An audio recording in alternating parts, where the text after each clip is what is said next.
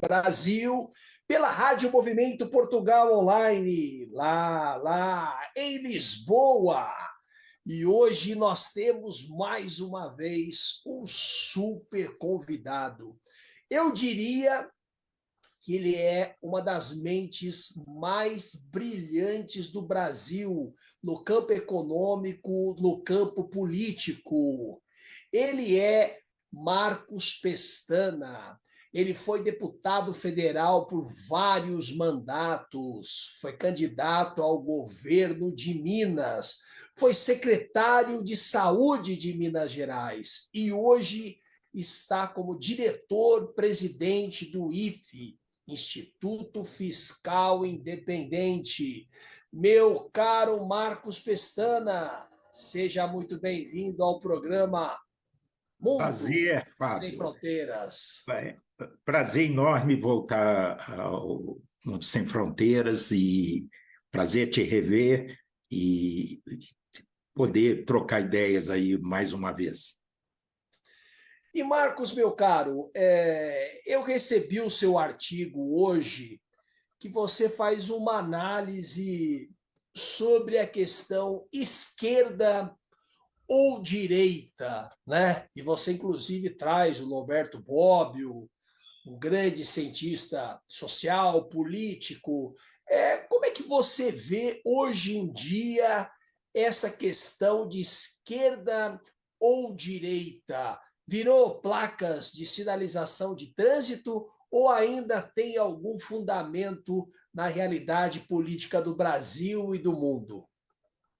Fábio, é inevitável perceber que o ano de 2024 é um ano extremamente decisivo e muito marcante pelo número de eleições que temos espalhadas pelo mundo inteiro. Certos teóricos, como o Fukuyama, chegaram a falar no fim da história e na morte das ideologias, no final do século XX, como se houvesse uma hegemonia definitiva de prevalência da economia de mercado e da democracia liberal. Isso muito em função da crise dos paradigmas ideológicos no final do século XX. Vamos relembrar que, na década de 1970, a social-democracia vivenciou uma crise fiscal, ou seja, o estado de bem-estar social, as conquistas da saúde pública, da educação pública, da previdência social, o estado de bem-estar foi se alargando de tal forma, chegou a um ponto em que estourou o limite de financiamento, ou seja, os impostos coletados da população já não conseguiam bancar tantos direitos sociais como aqueles que foram construídos. Então, nos anos 1970, houve uma crise e que derivou no ressurgimento ou até o surgimento do chamado neoliberalismo corporificado nas lideranças da Margaret Thatcher e do Ronald Reagan. Então, a social-democracia encontrou um limite fiscal para a expansão da sua ideia de um estado de bem-estar social, que combinava políticas públicas redistribuidoras de renda e de riqueza com a economia de mercado. Então, a social-democracia ficou em xeque. Depois desse ciclo marcante do Reagan e da Thatcher, houve uma trinca, particularmente, que tentou reciclar a questão da terceira via, que foi Clinton, Tony Blair e Fernando Henrique Cardoso.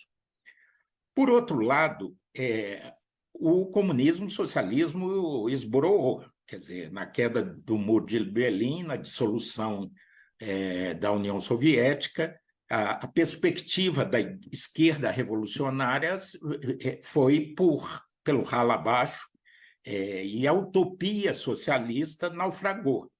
Você teve a dissolução do mundo além da cortina de ferro, a Guerra Fria foi dissolvida, a União Soviética passou por um processo de fragmentação E você, na verdade, você teve essa crise do chamado socialismo, da perspectiva socialista, o que arrastou não só a União Soviética, o leste europeu, mas também, por exemplo, Cuba, na América Latina, que dependia fundamentalmente dos subsídios e do suporte soviético para a sua sobrevivência, e vive até hoje uma crise profunda, desde que acabou a tutela da União Soviética sobre Cuba.